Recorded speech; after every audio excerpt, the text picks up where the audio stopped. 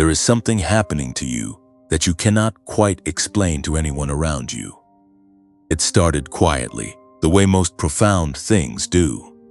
Maybe it was a morning when you woke up, and the life you had built around yourself suddenly felt like borrowed clothes that no longer fit. The job that once felt secure began to feel like a cage. The friendships that used to fill, you started to feel hollow, like conversations on the surface of something much deeper that nobody wanted to touch. You found yourself sitting in rooms full of people, smiling at the right moments, saying the right things, and yet feeling more alone than you ever did in actual solitude. Something inside you was shifting, and no amount of distraction could slow it down. You started pulling away, not out of arrogance, and not because you stopped caring about the people in your life, but because something in you could no longer pretend that everything was fine when it was not. Conversations that used to feel easy began to feel exhausting. You lost patience for smallness, for gossip, for the endless cycle of talking about nothing while the clock of your life kept moving. There were nights you lay awake staring at the ceiling, not because you were anxious in the ordinary sense, but because something deep in your chest was pressing upward, like a river that has outgrown its banks and is looking for a new direction to flow. Some people around you noticed the change and did not know what to make of it. A few of them called it depression. Others said you were being distant or difficult, or that you were going through a phase. And maybe for a moment you believed them.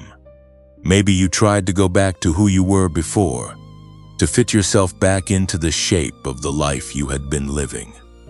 But it did not work, because what was happening inside you was not a breakdown. It was not instability.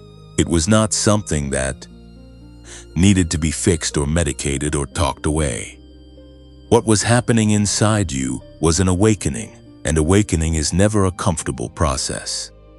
The relationships that fell away were not accidents. The doors that closed, the seasons that ended without warning, the version of yourself that you can no longer seem to locate when you look in the mirror, none of it was random. God does not waste disruption. He does not allow things to be uprooted in your life without a purpose that is greater than the pain of the removal. And what He has been doing in this season, even when it has felt like loss, even when it has felt like confusion or abandonment, is preparing the ground beneath your feet for something that cannot be planted in a life that is too crowded with the old. The book of Jeremiah, chapter 1, verse 5, carries a word that was written for this exact moment in your life. It says, "Before I formed you in the womb I knew you. Before you were born, I set you apart. I appointed you as a prophet to the nations."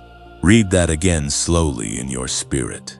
Before you were formed, before you drew your first breath, before your parents gave you a name, before any of the circumstances of your life had even begun to take shape, God already knew you, already set you apart, already appointed you. That means the restlessness you are feeling right now is not new. It is ancient. It was built into the very design of who you are, and it has been waiting for this moment to make itself known. This is not coincidence. What brought you to this message on this day, at this exact moment in your life, was not an algorithm, and it was not chance. Heaven has pressed pause on everything around you to deliver something directly to you. And if you can feel even the faintest stir in your spirit right now, that is confirmation enough. That stirring is the voice of the One who formed you, speaking to the part of you that has always known it was made for more than what you have been living. You are not broken. You are not behind. You are not too late. And you are not too far gone. The very hunger that has made ordinary life feel unbearable, the very ache that wakes you at 3 in the morning, the very loneliness that persists even in a crowd, these are not curses. They are the marks of a life that is being called upward. They are the symptoms of a soul that has been chosen for an assignment so significant that God Himself has been engineering your preparation from the moment you were conceived. If this word is landing somewhere real inside you right now, if something in your chest recognizes the truth of what is being spoken, then I want you to do something right now. Type 112 in the comments below. Not as a ritual, not as a superstition, but as a declaration. Let heaven and every person watching this message know that you are here, that you heard this, and that you are ready to understand what God has been doing in this disorienting, beautiful, sacred season of your life. And if this message is moving something in you, if it is speaking to someone you love who has been walking through confusion and quiet pain, share it with them right now and make sure you hit the like button before you go any further.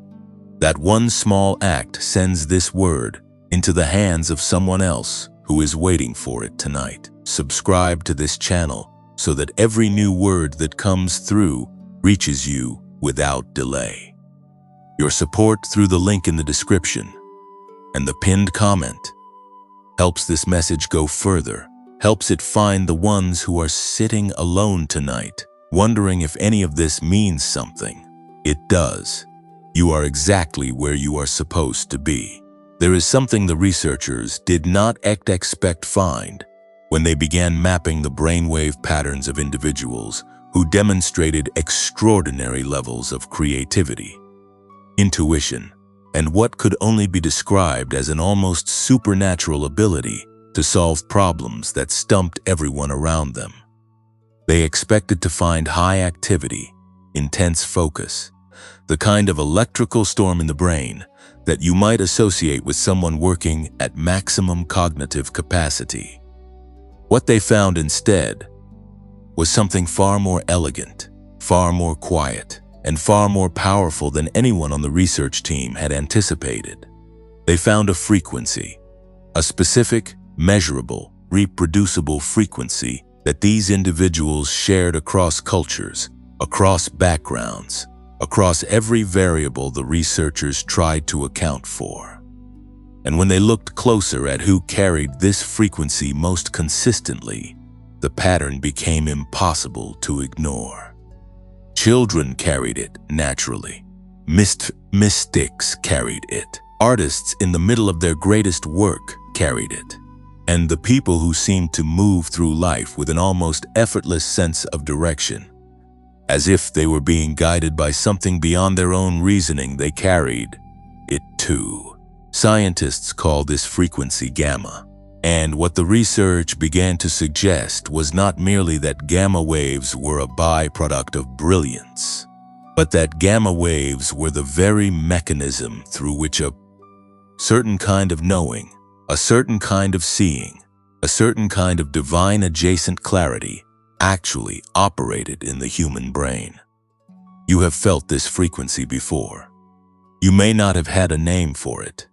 It may have come to you in those rare moments of stillness, when suddenly a solution appeared that you had not been consciously working toward, or when you sensed something about a situation before any logical evidence confirmed it, or when you woke from sleep with a clarity about your life that the noise of the day would soon crowd out. That was not imagination. That was your brain briefly touching the frequency it was designed to operate in. And here is what the research uncovered that changes everything.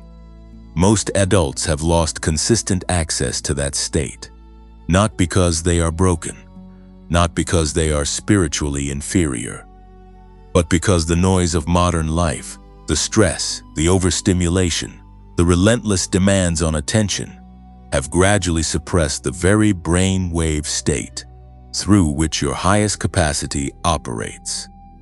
This is where a researcher named Dr. James Rivers enters the story, and his work is the reason you need to hear what comes next very carefully. Dr. Rivers spent more than 30 years as a neuroscientist, trained within the research corridors of MIT and connected to studies conducted in collaboration with NASA, studying exactly this phenomenon. The question that drove his career was deceptively simple. If the brain has a frequency associated with peak human performance, creativity, intuition, and accelerated learning, why do most people spend their entire lives unable to access it consistently? And is there a way to change that? After decades of research, after thousands of hours studying brainwave data, after collaborating with some of the most rigorous scientific minds in the world, Dr. Rivers arrived at an answer that was both scientifically grounded and, for those of us who carry a spiritual framework, profoundly confirming. The brain can be guided.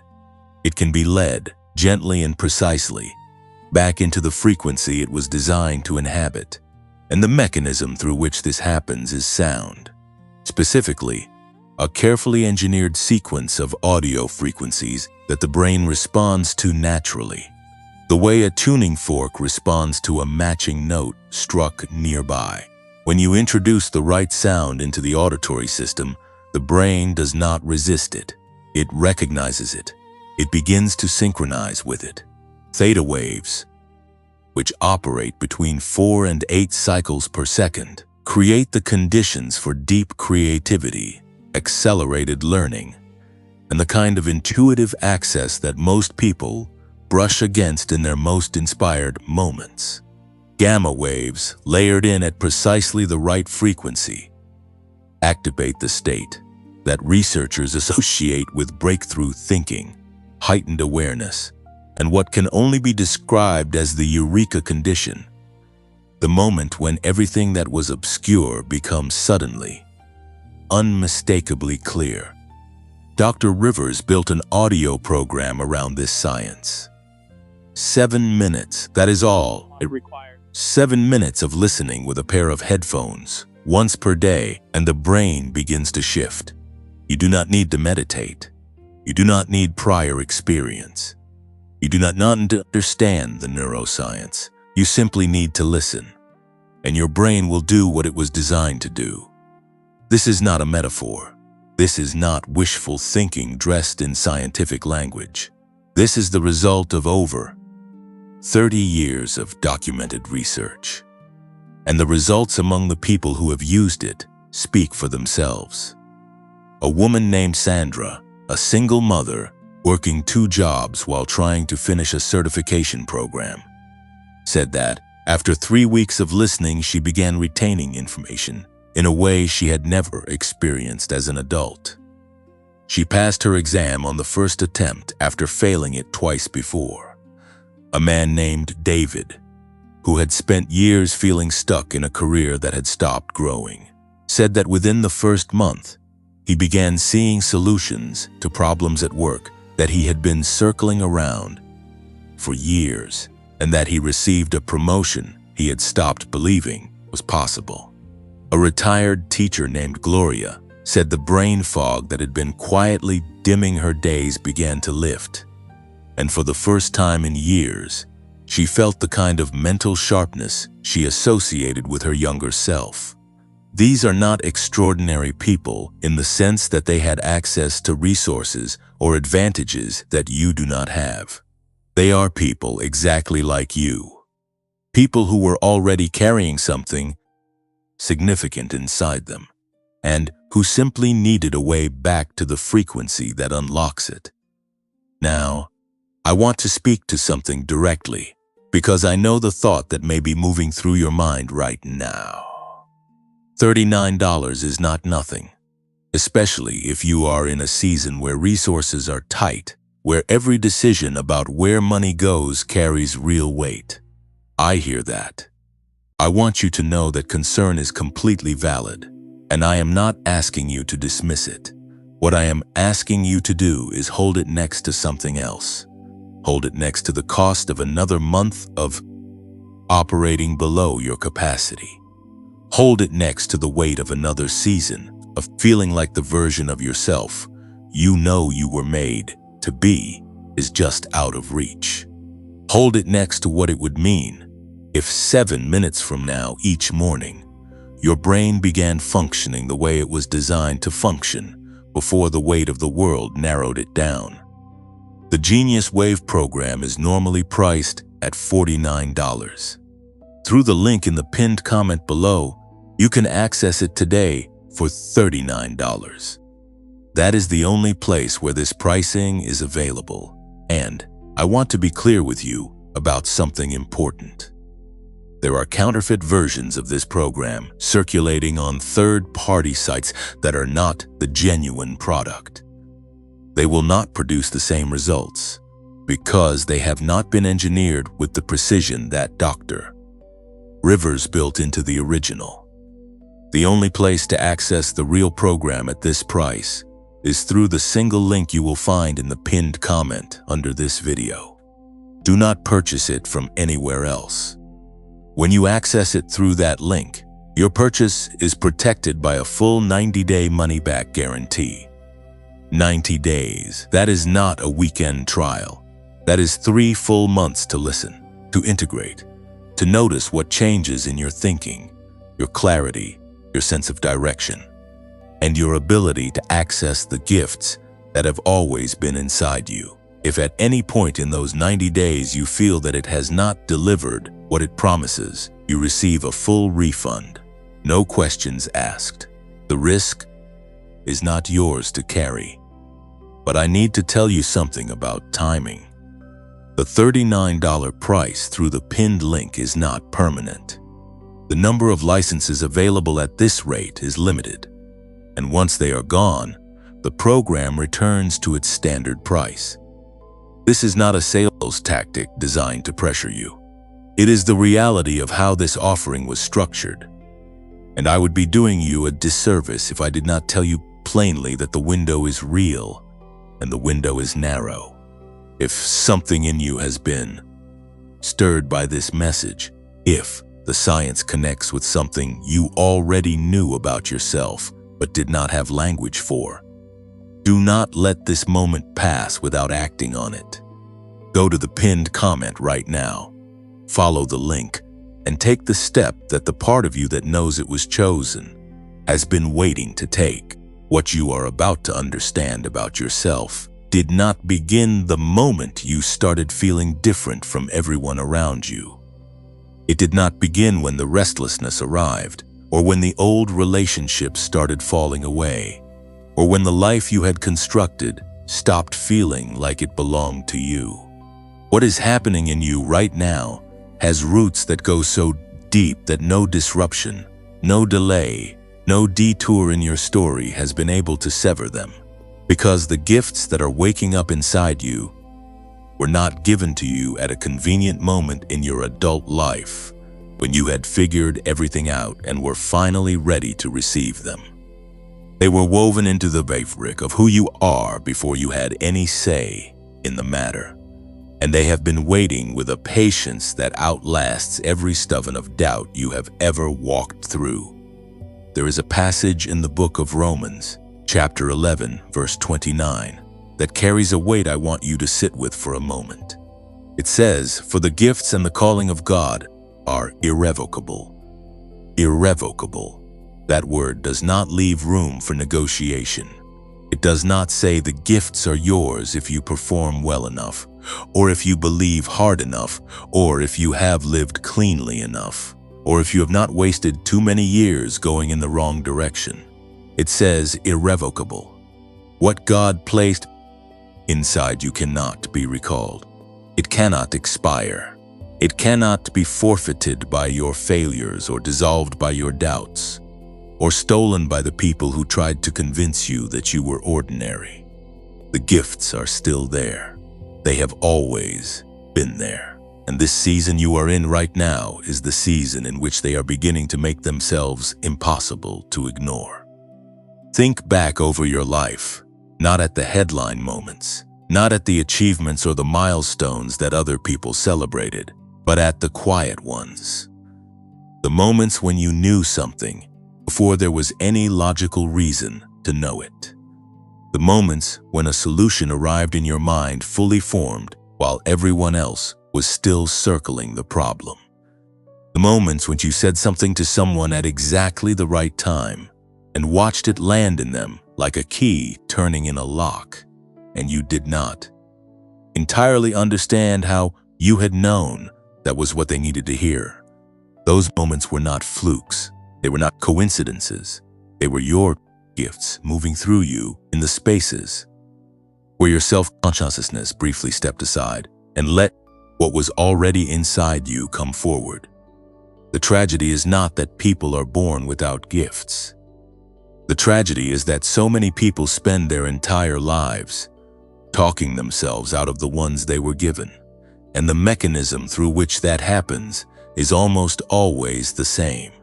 Somewhere along the way, someone looked at what was emerging in you and did not know what to do with it. Maybe they were afraid of it. Maybe it made them uncomfortable because it reminded them of something in themselves that they had already buried. Maybe they simply lacked the language to affirm what they were seeing, and their silence felt like dismissal. And so you learned gradually, almost without noticing it happening, to keep the most luminous parts of yourself tucked away where they could not be questioned or rejected or misunderstood. You became fluent in smallness, not because smallness was ever true of you, but because it was safer.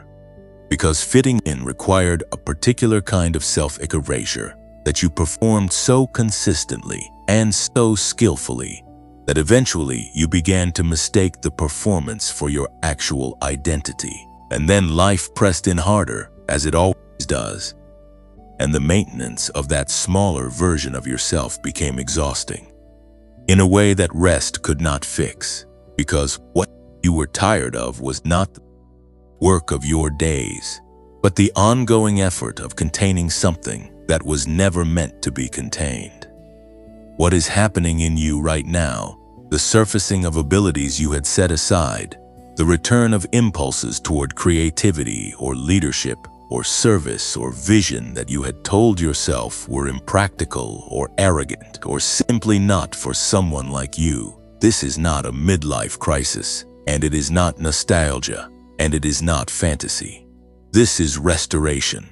This is the part of your story where what was buried begins to push upward through the soil again, not because conditions are perfect, but because the seed was never actually dead. It was dormant, and dormancy has a season, and that season for you is ending. The gifts that are waking up in you are specific. They are not generic. God does not issue the same assignment to every person he sets apart, because the needs of the world are not generic either. Some of you carry a gift of discernment so sharp that you can sense the truth of a situation before a single word is spoken, and you have spent years being told you were too sensitive or too suspicious when in fact, you were simply accurate. Some of you carry a gift of creativity so original that it has never fit neatly into any existing category, and you have interpreted that as a sign that you were not creative enough when in fact you were too creative to be contained by the options in front of you. Some of you carry a gift of teaching or speaking or writing that has been pressing against the inside of your life for years, looking for a door, and you have kept that door locked because you could not imagine that anyone would want to hear what you had to say. And some of you carry a gift that you cannot name yet, because it is so specific to the assignment God has prepared for you that it has no common label, and the only way you will understand what it is by stepping forward into the calling and watching it activate in real time as the situations that require it begin to present themselves. That is the nature of irrevocable gifts. They do not always announce themselves with clarity before you step out. Sometimes the gift is only visible in the stepping. What I want you to understand about this season of disruption and awakening is that the two are not separate events happening simultaneously by coincidence. The disruption is the awakening. The breaking away of what no longer fits is not happening despite the emergence of your gifts. It is happening because of it. When God begins to activate what He placed in a person for their greater assignment, the structures that were built around the smaller version of that person cannot hold the weight of what is coming. They were never designed to, and so they shift, or they crack, or they fall away entirely. And what looks from the outside like a person losing their footing is actually a person being repositioned for something that requires them to stand in an entirely different place. You have interpreted some of what has been falling away as failure. You have read the closed doors as rejection. You have looked at the relationships that have thinned out and wondered what is wrong with you, why you cannot seem to hold on to the life that others around you seem to maintain with so much less effort. But nothing is wrong with you. The very opposite is true. What is happening is that you are being made ready, and readiness at this level requires a kind of clearing that is not gentle, because what is being prepared is not small. The gifts inside you are not decorative. They are not there to make you feel special in a way that never translates into anything real. They are functional. They are weapons in the truest and most sacred sense of that word. They are the specific tools through which your specific assignment on this earth will be carried out, tools that no one else has in exactly the configuration you carry them, because no one else has exactly your calling. And the enemy of your soul knows this, which is why the suppression of the gifts has been one of the primary strategies used against you for most of your life. But suppression is not the same as destruction, and what God has declared irrevocable, no strategy of the enemy, no season of dormancy, no accumulation of self-doubt, and no length of delay has the power to make void. The gifts are rising. You can feel it. And what you are stepping into next is the part of the story where you stop apologizing for what is inside you and start letting it breathe. You have been sitting with a hunger that ordinary life has stopped being able to satisfy, and you have probably spent a significant amount of time wondering whether something was wrong with you for feeling it. The people around you seem to manage just fine with the surface level. They move through their days without this constant, low-grade ache for something more real, more true, more substantial than what most conversations offer and what most environments provide. And there have been moments, if you are honest, where you envied that, where you wished you could turn down the volume on whatever it is inside you that refuses to be satisfied by shallow water when it was built for the deep. But here is what that hunger actually is, and once you understand it, you will never be able to unsee it. That dissatisfaction is not a character flaw. It is not ingratitude, and it is not restlessness in the ordinary psychological sense. It is a prophetic signal.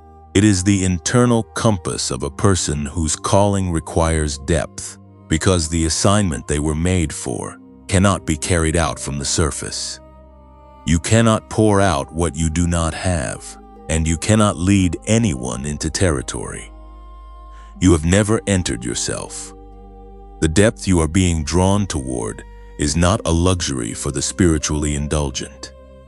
It is the necessary preparation of someone who will be asked to carry others into places they cannot find on their own. Think about the conversations that drain you versus the ones that fill you. The ones that drain you are the ones that stay on the outside of things, that circle around what is safe and familiar and easily agreed upon, that never risk going somewhere true. And the ones that fill you, the rare ones, the conversations that leave you feeling more alive rather than more hollow, those are the ones where someone said something real, where a mask dropped, where two people stopped performing and actually met each other somewhere beneath the performance. You have always been drawn toward that kind of encounter. You have always been the person in the room who could sense when a conversation had more beneath it than what was being spoken, and who quietly longed for someone to go there. That is not social anxiety. That is not introversion in the clinical sense, though it may look like it from the outside. That is the gift of depth recognizing itself and refusing to be satisfied by its absence. And the reason it has intensified in this season, the reason the gap between what you are experiencing internally and what the surface of your daily life offers, has become so pronounced that it is no longer something you can simply push through, is that the calling is pulling you upward. And when something is being pulled upward, it naturally begins to separate from what cannot rise with it. The shallow has not changed. What has changed is you, and the discomfort of that gap is not a problem to be managed. It is a direction to be followed. The hunger is the arrow, and every time you try to satisfy it with something that was never designed to meet it, you will feel that same hollow ache returning faster than it did the time before. Because the soul of a chosen one does not reduce its requirements simply because the environment makes depth inconvenient. There is a reason that the great men and women throughout Scripture who carried significant callings also carried significant seasons of spiritual hunger that ordinary religion could not fill. They did not fit the mold of their contemporaries. They were unsettled in ways that confused the people around them. They grieved over things that others had made peace with. They longed for encounters with God that went beyond the scheduled and the formulaic, and that longing was not a sign of spiritual immaturity. It was evidence of the magnitude of what they were being prepared to carry. The depth of the hunger corresponded directly to the depth of the assignment.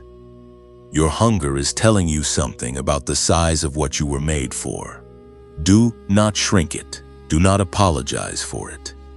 Do not try to make yourself more comfortable by lowering what you are reaching toward down to a level that the people around you find less threatening.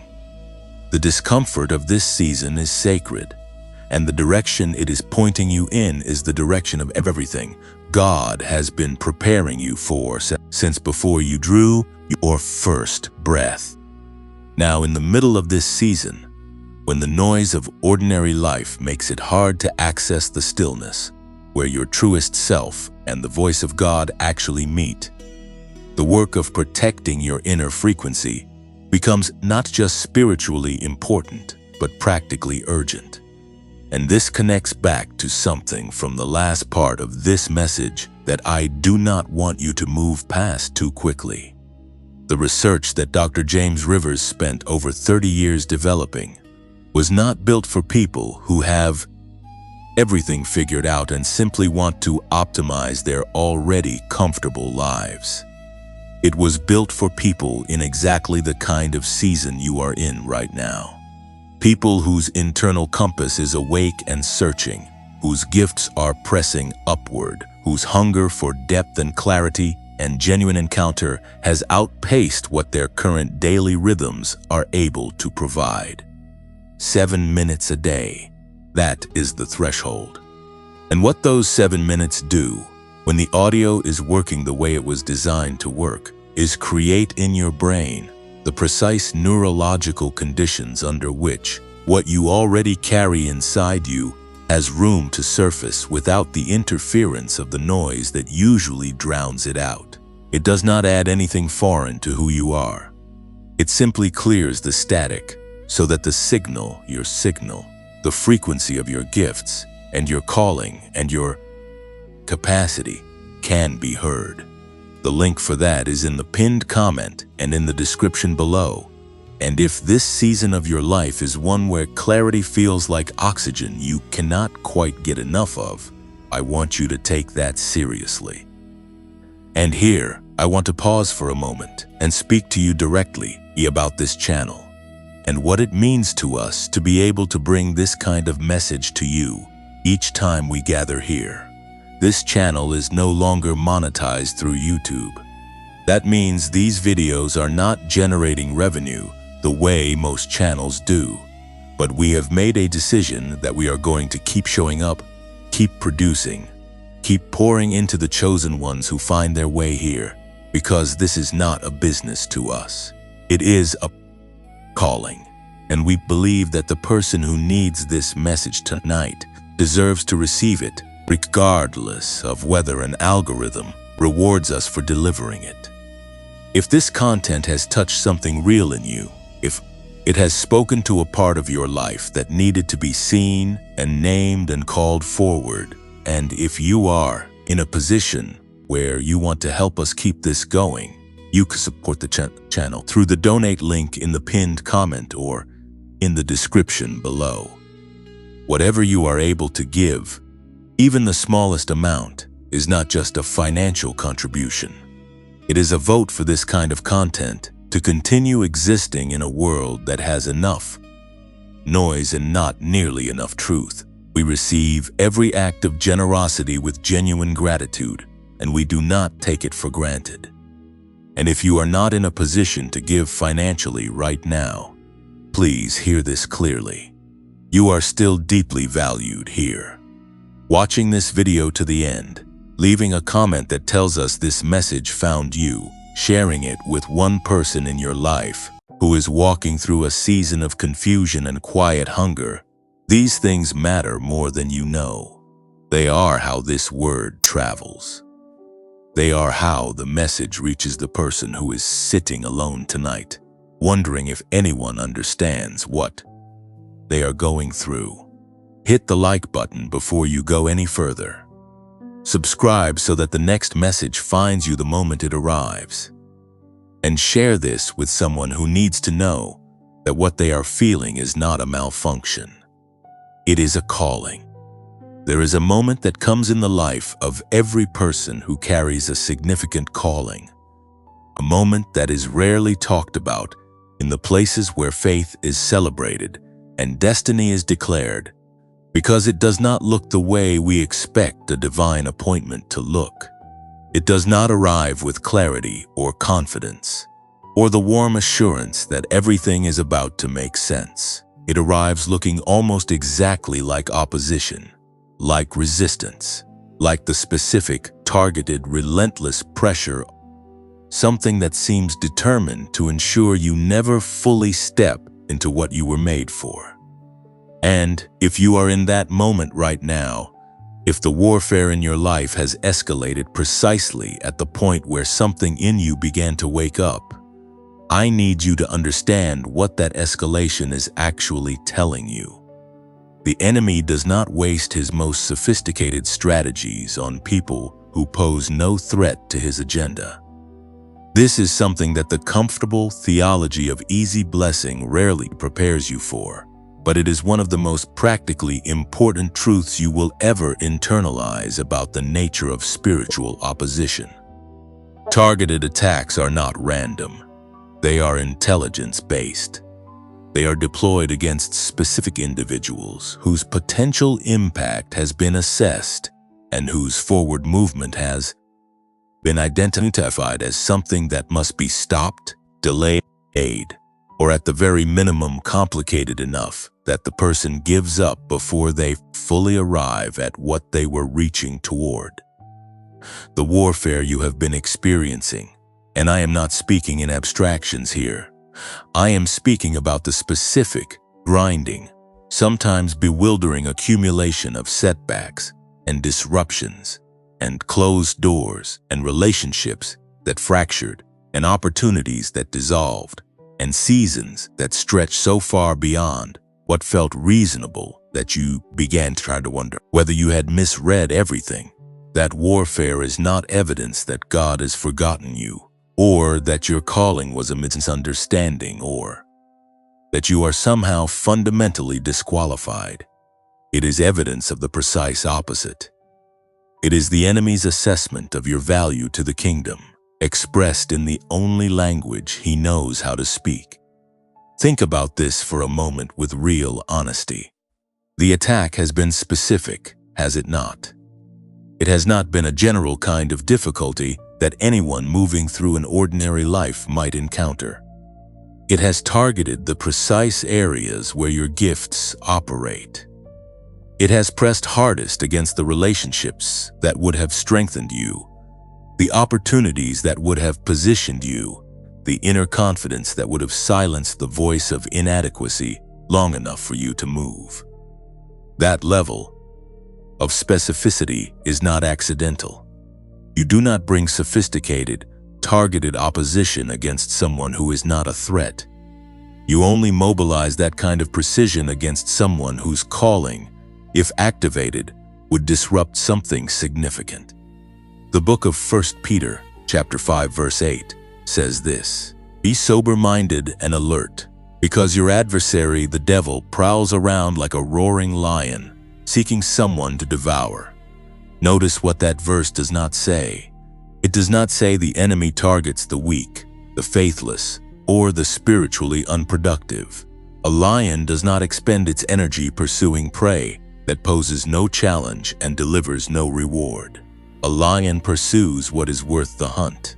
And the fact that the opposition in your life has been this persistent, this layered, this specifically aimed at the core of who you are and what you carry, is the enemy's involuntary testimony to the weight of your assignment. You have probably been interpreting the warfare as a sign that you are losing, that the delay means denial, that the resistance means you were wrong about what you believed you were called to. And I understand why.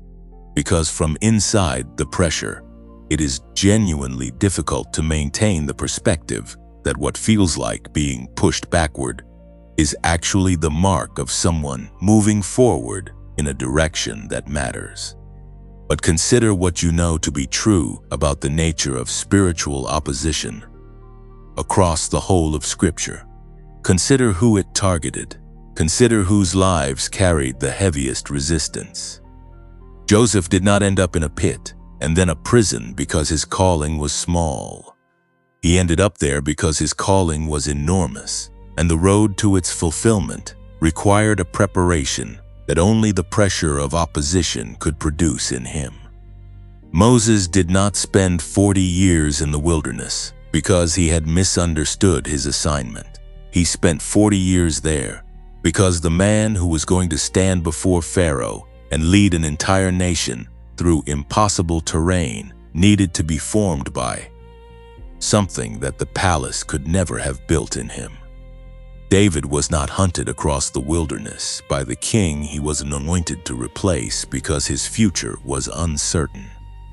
He was hunted because his future was certain, and the one who felt threatened by that certainty knew it before David fully did. The pattern is not coincidental. The people in Scripture whose callings were the most significant, whose impact on the course of human history and the unfolding of God's purposes was the most profound, were almost without exception the people whose path to that calling ran directly through the most sustained and specific opposition. And the opposition was not a detour from the calling. It was woven into the preparation for it. Because the character required to carry the weight of a significant assignment is not formed in comfortable seasons.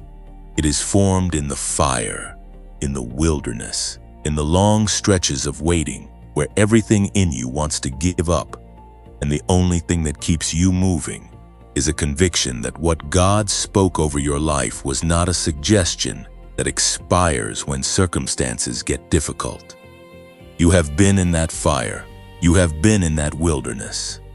And I want to say to you directly what perhaps no one in your immediate life has said with enough clarity and enough conviction for it to actually land. You have not been abandoned in this season. You have been prepared in it. Every layer of opposition that has pressed against you has been simultaneously pressing something into you, a resilience, a depth, a capacity for compassion toward others who are suffering, a first-hand knowledge of the faithfulness of God in the dark that you could not have acquired any other way. And that will become one of the most powerful dimensions of your ministry to others once you step fully into what you are being prepared for. The enemy overplays his hand every time. He intends the opposition to break you, to erode your confidence, to exhaust your faith until you quietly lower your hands and walk away from everything God spoke over you. But what he cannot account for, what he consistently fails to factor into his strategy, is the nature of the God who called you. Because the gifts and the calling are irrevocable, and the preparation that God is conducting in the middle of this warfare is not preparation for a calling. That might materialize one day if circumstances cooperate. It is preparation for a calling that is already sealed, already written, already decreed in the heavens, and that is moving toward its moment of manifestation with the same unstoppable certainty with which the sun moves toward the horizon every morning. The intensity of what you are facing right now is not a measure of how far you are from your breakthrough. It is very often the most reliable indicator of how close you are to it. Darkness concentrates itself most thickly at the precise point where light is about to break through, because that is when it has the most to lose. The warfare you are in is the enemy's response to a future he can already see that you are still believing for. He is fighting against something that from heaven's perspective is already done.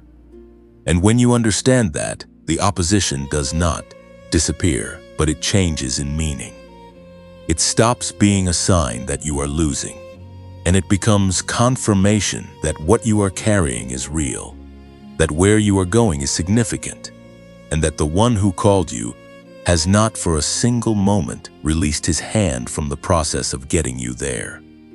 You were not built to be defeated by this. You were built to move through it, and you will. You have been noticing things that you cannot entirely explain, and you have probably been dismissing them as quickly as they arrive because the rational, cautious part of your mind does not know what to do with them. A conversation that happened at exactly the right moment, when you were at the end of what you could carry alone, and someone appeared who said precisely the word you needed without knowing you needed it. A door that opened in a direction you had not been pursuing, through a connection that had no logical reason to materialize when it did. A moment of stillness in the middle of an ordinary day when something shifted inside you. When a clarity descended that you had not manufactured through effort or discipline, and in that clarity you caught a glimpse of something about your life and your direction that felt more true than anything the noise of the surrounding weeks had been offering you. These moments have been increasing, and if you trace them back honestly across the last several months of your life, you will find that they have not been random. They have been sequential, each one building on the one before it, each one pointing in a direction that is becoming, slowly and unmistakably, more defined. This is not wishful thinking dressed up as spiritual discernment. This is the activity of a God who is precise in his orchestration, who does not scatter divine appointments randomly across the landscape of a life, but places them with an intention that becomes visible when you step back far enough to see the pattern rather than just the individual moments. What is happening around you right now is what Scripture describes when it speaks of the steps of a righteous person being ordered by the Lord. That word ordered does not mean suggested. It does not mean loosely arranged in a general direction and left to chance. It means deliberately set, one after another, with a destination in mind that the one doing the ordering can already see clearly, even when the one walking cannot yet make it out from where they are standing. The encounters that have surprised you, the timing that has felt too precise to be accidental, the open doors appearing in walls that you had stopped expecting to move. These are not lucky breaks. They are ordered steps. They are the footprints of a plan that was drawn up before you were born, and that is now being executed with a faithfulness that your circumstances do not always make easy to see, but that the evidence of these divine appointments makes impossible to honestly deny.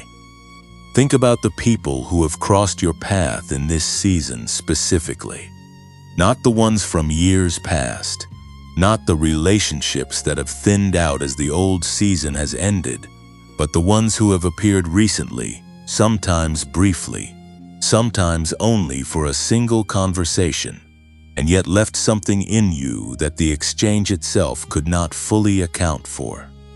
A word spoken over you that landed somewhere deeper than words usually reach.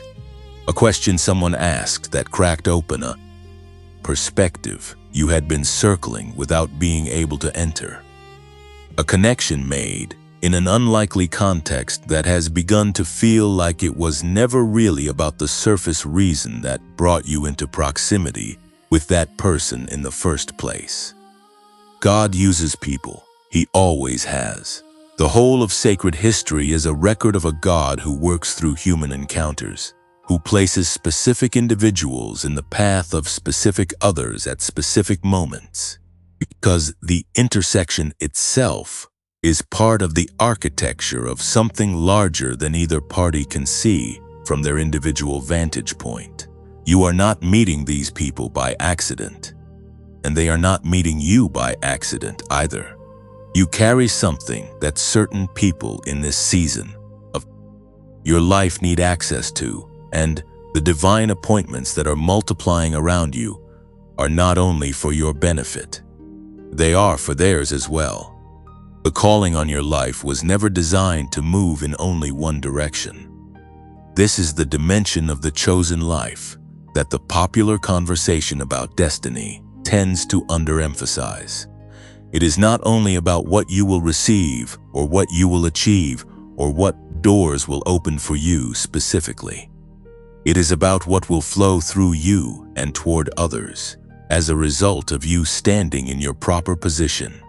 Every person who carries a genuine calling from God carries within that calling a supply of something that other people around them are in need of, and the divine appointments multiplying in your life right now are in part the mechanism through which you are being positioned to begin delivering that supply. The encounters are not decorative, they are functional. They are part of the infrastructure of your assignment becoming operational. And here is what I want you to hold on to in the moments when the pace of progress still feels slower than the hunger inside you. Divine appointments do not always look significant in the moment they occur. The conversation that changes the direction of your life does not always arrive with a fanfare that signals its importance. Sometimes it looks like a chance encounter in an ordinary place. Sometimes it looks like a message from someone you had nearly lost touch with. Sometimes it looks like a single sentence in a piece of content that found you on a day when you almost did not stop to listen. The significance is often only visible in retrospect, when you look back from a vantage point further down the road and trace the line from that moment to where you are standing now and realize that everything that followed hinged on something that at the time seemed almost unremarkable. Do not let the quiet appearance of these moments cause you to undervalue them. Train yourself to pay attention. Train yourself to notice the encounters that carry more weight than their surface explanation can account for. Train yourself to sit for a moment after an unexpected conversation and ask what was in that, what was being planted, what direction was being signaled. Because the God who is ordering your steps is communicating through these appointments, and the more attuned your inner frequency becomes to recognizing His voice and His movement in the details of your daily life, the more clearly the path ahead of you will begin to resolve into something you can actually follow with confidence rather than just hope. This is also why the work of protecting and sharpening your inner clarity is so important in this season. The divine appointments are happening, but receiving what they carry fully requires a quality of inner attentiveness that the noise of an overstimulated mind makes genuinely difficult. When Dr. James Rivers built the Genius Wave program around the specific brainwave frequencies associated with heightened intuition, accelerated pattern recognition, and the kind of deep receptivity that allows you to catch what is being communicated beneath the surface of ordinary encounters, he was not building something for people who want to be smarter in a competitive sense. He was building something for people who want to be more present, more attuned, more genuinely available to receive what is already moving toward them. The link to access that is in the pinned comment and in the pin below and in description. And you have been feeling like the appointments are happening, but you are catching only part of what they carry. That is worth paying attention to. Now, before we move forward, I want to take a moment to speak to you about something that matters deeply to us. This channel exists because we believe that the chosen ones who are walking through seasons of awakening and opposition and divine repositioning deserve a place where the truth of what they are carrying, spoken clearly and without compromise. We are no longer monetized through YouTube, which means these videos are sustained entirely by the community that gathers here. If this content has been meeting you in a real way, if it has been speaking into a season of your life with the kind of precision that makes you feel seen rather than simply entertained, and if you are in a position where you want to help us continue, the donate link is in the pinned comment and in the description below. Whatever you are able to give is received with genuine gratitude and used to ensure that this message keeps reaching the people who need it. And if giving financially is not possible for you right now, please know that you contribute to this mission every time you hit the like button, every time you share this video with someone who is quietly carrying more than they know how to name, every time you subscribe and bring yourself back for the next message. Leave a comment below and tell us where this is finding you today. We read them, we pray over them, and your words in that comment section are often the very thing that tells another chosen one who is reading through them that they are not alone in what they are walking through. That matters more than you know. There is a conversation that almost no one is willing to have honestly about the experience of being called. And it is the one that takes place in the interior of a person who has begun to understand the weight of what has been placed on them and who is genuinely, quietly, sometimes overwhelmingly afraid of it. Not afraid in the way that fear is usually discussed in the context of destiny and calling. Not the shallow fear of failure or the manageable anxiety of stepping outside a comfort zone, but the deeper, more sobering fear that comes from beginning to grasp that what God is asking of you is genuinely larger than what you currently feel capable of carrying. That fear is not weakness. That fear is the appropriate response of a human being standing at the threshold of something that exceeds their natural capacity. And if you have been feeling it in this season, I want you to know that you are in extraordinarily good company. Every person in the whole of sacred history who was called to something significant felt this weight before they stepped into it. Not all of them admitted it publicly, the way their stories are often told in the places where faith is celebrated, tends to skip past the interior struggle and move directly to the moment of courage, as though the courage arrived without cost, as though the yes came easily, as though the magnitude of the assignment did not press against the very real humanness of the person being asked to carry it. But the text, when you read it slowly and honestly, does not skip those moments. it preserves them. Because God understood that every person who would come after them would need to know that the weight they felt was not disqualifying. It was part of the story. Moses, standing at the burning bush, did not respond to the voice of God with immediate, unqualified confidence. He responded with a series of objections that were as human as anything you have ever felt in your own moments of reckoning with your calling. "Who am I?" he asked, "that I should go to Pharaoh? What if they do not believe me? I am not eloquent. I am slow of speech and tongue. Send someone else." These were not the words of a man who lacked faith in God. They were the words of a man who was staring at the gap between the magnitude of the assignment and his own felt sense of adequacy, and finding that gap genuinely terrifying. And God did not rebuke him for feeling it. God met him in it. God answered each objection, not by minimizing the difficulty of what Moses was being asked to do, but by redirecting his attention from his own insufficiency to the sufficiency of the one who was sending him. That same dynamic is alive in your life right now. The book of Isaiah, chapter 41, verse 10, carries a word that was not written for a moment of easy confidence. It was written for a moment exactly like the one you may be in right now. It says, "Do not fear, for I am with you. Do not be dismayed, for I am your God. I will strengthen you and help you. I will uphold you with my righteous right hand."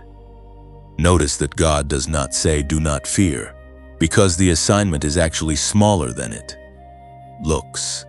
He does not say, "Do not fear," because you are more capable than you realize. He says, "Do not fear, because I am with you." The remedy for the weight of the calling is not a revised assessment of your own capacity. It is a deeper encounter with the presence and the power of the one who called you. The weight you are feeling is real. I am not going to suggest that what God is asking of you is light, or that the responsibility of a genuine calling is something you should be able to carry with casual confidence. It is not light. And the people who speak about destiny as though it arrives without cost, as though stepping into your calling is simply a matter of believing hard enough and then watching everything effortlessly fall into place, are describing something that bears very little resemblance to the actual experience of the men and women throughout history who carried the most significant assignments. The weight is part of it. The weight is not a malfunction in the design. It is what keeps you dependent on the one who is the actual source of everything the calling requires, rather than on your own strength, which would eventually run out, or your own wisdom, which would eventually reach its limits. What God is forming in you through the experience of feeling the weight of this is something that cannot be produced any other way. It is a kind of humility that is not performed but actual, the humility of a person who has genuinely reckoned with the fact that they cannot do this in their own strength, and who has therefore stopped trying to. It is a quality of dependency on God that becomes the very channel through which His power flows most freely, because power that flows through a person who has ceased to mistake it for their own is power that does not get distorted by ego or ambition or the subtle desire to be seen as the source of what only God can produce. The leaders who have carried the most enduring impact across human history, the ones whose influence outlasted their own lifetimes and whose words and works continued to shape the world long after they were gone, were almost universally people who had passed through this exact crucible. The season where the calling felt too large, where the gap between the assignment and the person felt impossibly wide, where the weight of it pressed them down to a place of genuine brokenness before God that reorganized everything about how they understood their own role in what they were being sent to do. That brokenness was not the end of their story. It was the beginning of the chapter where God could actually move through them, without the interference of their own self-sufficiency getting in the way. You may be in that place right now. The calling has become real enough to feel its weight, and the weight has brought you to a point of honest reckoning with your own limitations that is uncomfortable, in a way that no amount of positive thinking can paper over. And if that is where you are, I want to say to you directly that this is not a crisis. This is a threshold. This is the precise interior condition that precedes the kind of encounter with God that reorganizes a person from the inside out, the kind of encounter that Moses had at the burning bush, that Isaiah had in the temple, that Paul had on the road to Damascus, the kind of encounter that takes a person who knows they are insufficient and reveals to them a God who is not. The fear you are feeling about the size of your calling is not telling you that you were wrong about the calling. It is telling you that you have understood something true about the magnitude of it, and that your next step is not to find a way to feel more confident in yourself, but to find a way to go deeper into the presence of the one who chose you before you had done anything to earn or demonstrate that you were worthy of being chosen. Because the choosing was never based on your capacity. It was based on His, and what He had chose you for, He is fully capable of equipping you to carry, not by upgrading your natural abilities to the level the assignment requires, but by making Himself the supply that your insufficiency creates the space for. The weight is not your enemy. The weight is the teacher, and what it is teaching you right now, in this season where the calling has become real enough to be genuinely heavy, is the most important lesson you will ever learn about how the life of a chosen one actually operates. It does not operate from your strength. It operates from His. And the moment you stop trying to carry what was always meant to be carried in partnership with the one who called you, the weight does not disappear, but it is redistributed in a way that makes it possible to move forward under it, rather than being flattened by it. You were not chosen because you were the strongest candidate. You were chosen because God saw in you someone through whom He could demonstrate a strength that was never yours to begin with. And that distinction changes everything about how you approach what is ahead. There is a moment that comes after the wait, after the reckoning, after the long season of being pressed down and formed and broken open in all the ways that the previous chapters of your story have described. And that moment is the one where you finally say yes. Not the performative yes that gets spoken in a room full of people when the atmosphere is charged and the music is playing and everything in the environment is engineered to produce a response. Not the yes that evaporates by Thursday of the same week it was declared, but the quiet, costly, irrevocable yes that happens in private between you and God when no one else is watching and there is no social reward for saying it. And the only thing compelling you forward is the conviction that what He spoke over your life was true and that you are done negotiating with it. That yes changes everything. Not immediately in the visible, external circumstances of your life, though those will begin to shift in ways that will eventually become undeniable. It changes everything first in the interior landscape, in the way you carry yourself through your days, in the quality of attention you bring to the encounters and opportunity that are already surrounding you, in the posture of your spirit toward the process of your own becoming. The yes is not the finish line, it is the starting gun. And what begins to happen on the other side of that yes is something that no amount of human planning or personal ambition could have produced, because it is not being produced by you. It is being produced by the God who has been waiting for the full surrender that the yes represents. Scripture speaks of this acceleration in a way that is almost difficult to receive because it sounds too large until you are actually standing inside the experience of it. The book of Ephesians, chapter 3, verse 20, says this, "Now to him who is able to do immeasurably more than all we ask or imagine, according to his power that is at work within us." Read that phrase again slowly. Immeasurably more than all we ask or imagine. Not slightly more. Not a reasonable increment beyond what you have been hoping for. Immeasurably more. Beyond the reach of your asking and beyond the ceiling of your imagination. And the mechanism through which this immeasurable more is released is not your effort or your strategy or even your faith as a performance. It is his power at work within you. The surrender of the yes creates the conditions in which that power has unobstructed access to move through your life in the direction of everything he has already prepared for you. What does that actually look like in practice? In the real texture of a daily life that is stepping into its calling. It looks like doors opening that you did not knock on. It looks like provision arriving through channels you did not engineer.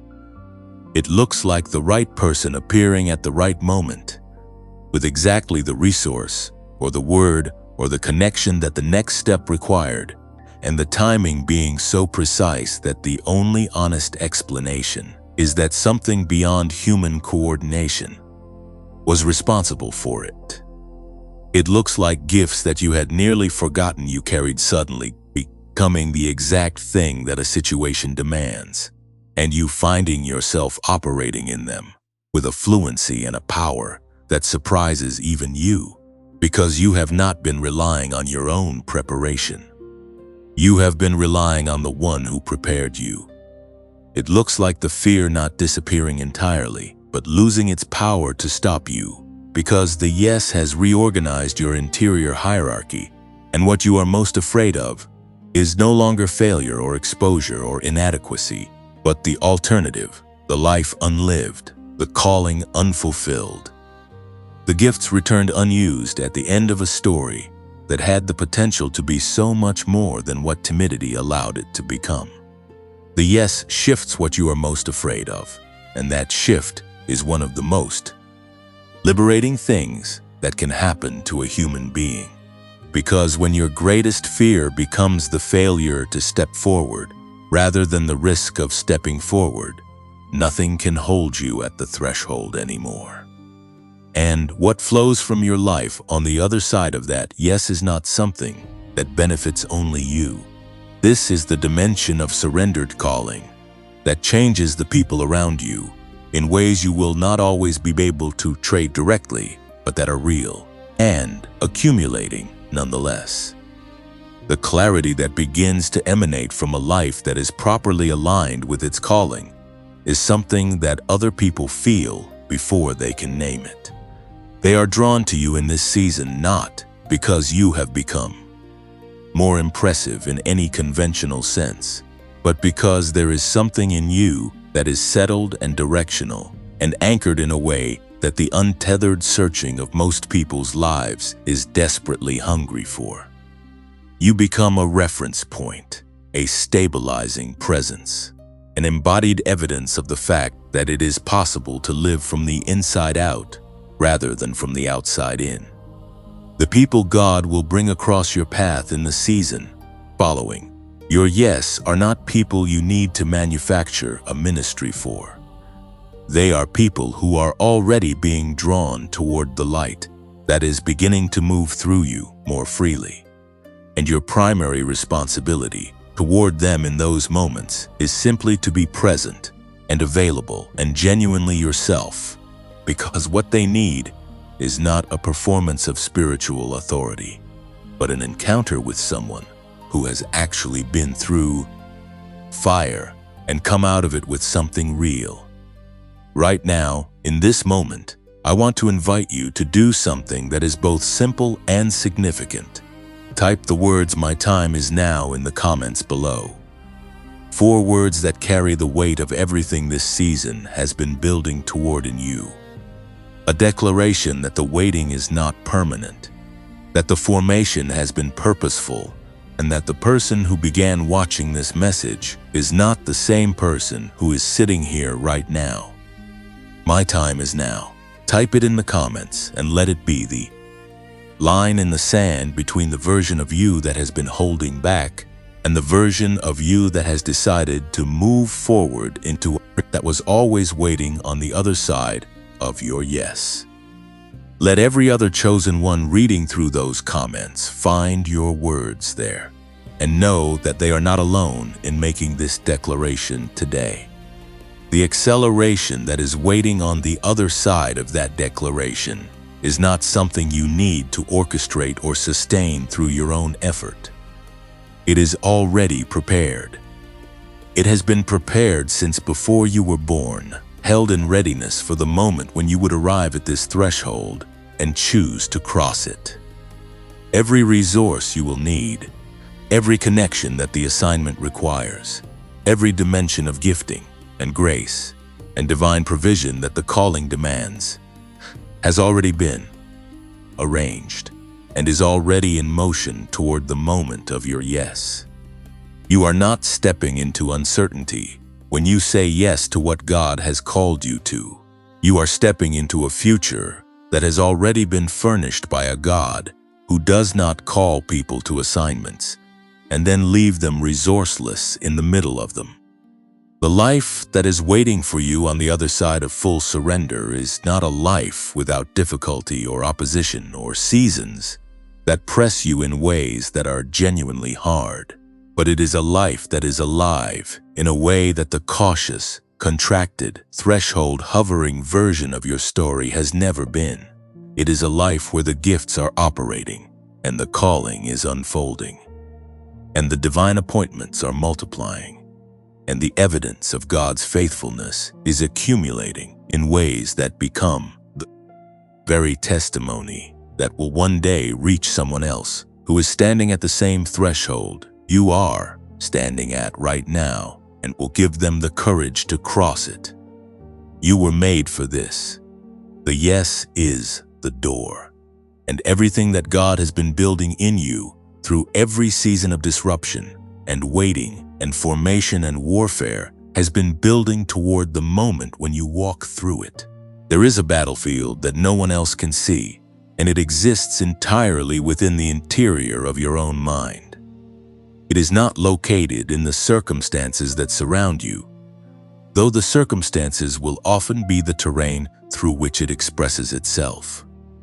It is not located in the people who have opposed you or misunderstood you or failed to recognize what you carry, though those encounters will sometimes be the vehicle through which it speaks.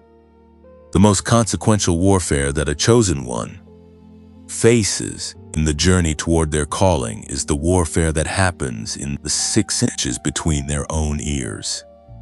In the private conversation that runs beneath every other conversation, in the voice that narrates their life back to them, in the quiet moments when the external noise dies down and there is nothing left to drown it out. You know this voice. You have lived with it for so long that there are moments when you have stopped recognizing it as a voice at all and have simply accepted it as reality. It speaks in the first person. It uses your own cadence and your own vocabulary and the specific texture of your own inner life, which is precisely what makes it so difficult to identify as the lie that it is. It says things like you have waited too long and the window has closed. It says things like the people who were going to be reached through your gifts have already found someone else to carry what you were supposed to carry to them. It says, you are too damaged by what you have been through to be genuinely useful to anyone. That the years of struggle have left something in you that is too broken to be the vessel for the calling you believe you carry. It specializes in timing, in the suggestion that you were perhaps called, that there was perhaps something real in what you sensed about your purpose, but that the delays and the detours and the failures and the seasons of dormancy have used up the time that was allocated for your story to unfold, and that What you are now is a person with a past calling rather than a present one. This particular lie is one of the most effective weapons in the arsenal of the enemy of your soul because it is almost impossible to disprove from inside the experience of a long delay. When you have been waiting for years and the evidence of forward movement has been sparse, and the gap between what you believed about your future and what your present circumstances reflect has remained stubbornly wide, the suggestion that you simply missed it lands with a weight that is genuinely hard to carry. And then there is the lie of inadequacy, which operates differently from the lie of timing, but is equally devastating in its effect on the forward movement of a chosen life. This one does not say that the calling has expired.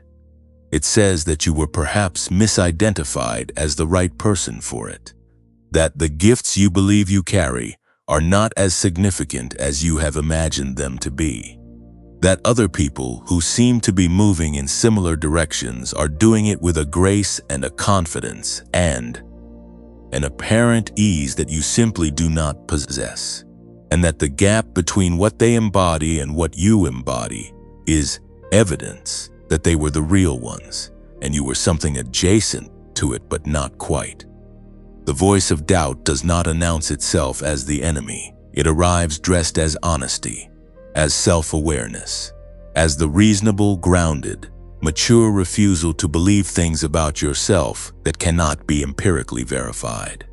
It presents its lies as realism and its erosion of your faith as wisdom, and it has been so successful at this disguise that many chosen ones have spent years, sometimes decades, mistaking the systematic dismantling of their confidence for the healthy humility of a person who simply knows their limits.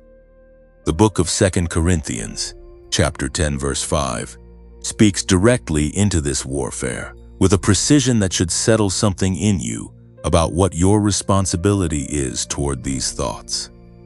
It says, "We demolish arguments and every pretension that sets itself up against the knowledge of God, and we take captive every thought to make it obedient to Christ." Take captive every thought. Not every thought that is obviously malicious. Not every thought that arrives announcing itself as an attack. Every thought. The thought that tells you it is too late. The thought that tells you someone more qualified should have been chosen. The thought that rehearses your failures as evidence of your disqualification. Every thought that sets itself up against what God has spoken over your life is a thought that needs to be identified, named, and refused, not entertained, not negotiated with, not given the extended consideration that the voice of doubt is always requesting. This is active work. It is one of the most demanding dimensions of the chosen life, and it is one that no one can do for you. No amount of external affirmation, no prophetic word spoken over you in a gathering, no accumulation of evidence that God is moving in your life will permanently silence the internal voice of doubt if you have not developed the discipline of taking your thoughts captive before they take you captive. Because the voice will adapt. It will incorporate the evidence of God's faithfulness and reframe it in a way that still leads you back to hesitation. It will acknowledge that, yes, that door opened, and then immediately suggest that perhaps it opened for someone else, and you merely happened to be standing nearby when it did. The practice of thought capture is not positive thinking in the superficial sense. It is not the replacement of honest self-assessment with inflated self-belief. It is the deliberate, disciplined act of measuring every narrative your mind generates about your identity and your calling and your future against the only standard that has the authority to define those things accurately, which is what God has spoken. And when a thought does not align with what God has declared, when it contradicts the irrevocability of your gifts, when it suggests that the purposes of heaven can be thwarted by your failures, or your delays, or your inadequacies, that thought does not deserve your agreement. It deserves your resistance. Fear is the other internal enemy that deserves its own honest reckoning in this conversation, and it operates in a way that is distinct from doubt, but often works in collaboration with it. Doubt erodes your sense of who you are and what you carry. Fear paralyzes the movement that your identity and calling should be generating. And the specific fear that is most effective against a chosen one in the season of their activation is not the fear of failure, though that one is present. It is the fear of the cost. The fear of what full obedience to the calling will require you to release, to risk, to walk away from, to become, and to stop being. Because stepping fully into what you were made for almost always requires a willingness to let go of the version of safety that you have constructed around the smaller version of yourself. And that letting go is genuinely costly in ways that should not be minimized. But here is what the fear does not tell you, because it is not in the business of giving you complete information. It does not tell you what it costs to stay where you are. It presents the cost of moving forward in vivid detail while keeping the cost of remaining at the threshold invisible. Because if you could see both costs clearly and simultaneously, the calculation would not be nearly as difficult as the fear makes it appear. The cost of not stepping into your calling is not the absence of risk. It is the accumulation of a different kind of loss. The slow, quiet, daily loss of a life that was designed for more than what caution allowed it to become. The enemy within is not more powerful than the one who lives in you. The voice of doubt and the grip of fear are real, and they are formidable, and they deserve to be taken seriously as opponents. But they are not sovereign. They do not have the final word over your story. They can delay you, but they cannot define you. And they cannot disqualify you from what was written over your life before either the doubt or the fear had any opportunity to speak into it. You are not at the mercy of the voice in your head. You are at the mercy of the God who spoke first, and what he spoke has not changed. You have traveled a long way to arrive at the moment, not just through this message, but through everything that came before it. Through every season of disruption and confusion and warfare and holy hunger that has been quietly shaping you into the person who is sitting here right now, hearing these words with a depth of recognition that would not have been possible at an earlier point in your story. The journey has not been wasted, not a single day of it, not the days that felt like regression, not the seasons that felt like silence, not the years that felt like delay. Every step, including the ones that seem to be moving in the wrong direction, has been part of the architecture of a preparation that was always more intentional than it appeared from the inside. You are not the same person who pressed play on this message. Something has shifted in you in the course of what has been spoken here, and whether you can articulate exactly what that shift is or not, you can feel it in the way your spirit is sitting right now, quieter and more settled and more anchored than it was before, as though something that had been loosely tethered has been secured, as though a truth that was hovering just outside the reach of language has finally been given words that allowed it to land somewhere real inside you. The 5 signs that have been named across the course of this message are not random markers that apply to a vague category of spiritual people in a general sense. They are specific, they are prophetic, and the reason they have been resonating the way they have is not because this message was constructed to sound universally applicable, but because what was spoken here was spoken for you, about a season that heaven has been watching unfold in your life with a care and a precision that your circumstances have not always made easy to see. but that the evidence of these signs makes impossible to honestly dismiss. The disruption was not punishment. The gifts rising in you are not imagination. The hunger for depth is not ingratitude. The warfare has not been random. The divine appointments have not been coincidence. And the weight you have felt about the magnitude of what you carry is not disqualification. It is the appropriate response of a human being who has begun to understand something true about the size of what they were made for and the faithfulness of the God who made them for it. Before we close this time together, I want to pray with you. Not as a formality, not as the expected ending to a message about faith and calling, but as a genuine act of agreement between what has been spoken here and what heaven has already declared over your life. If you are willing, I want you to receive this prayer as your own, as the words of your own heart spoken aloud in a moment where the interior and the exterior finally align.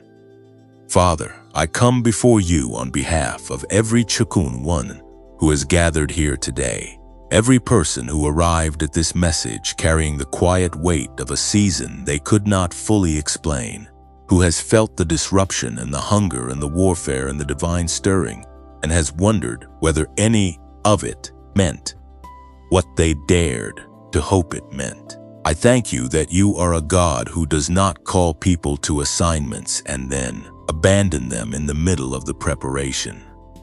I thank you that the gifts you placed in each person listening to this are irrevocable, that no season of delay and no accumulation of failure and no voice of doubt has the power to make void what you declared before they were formed.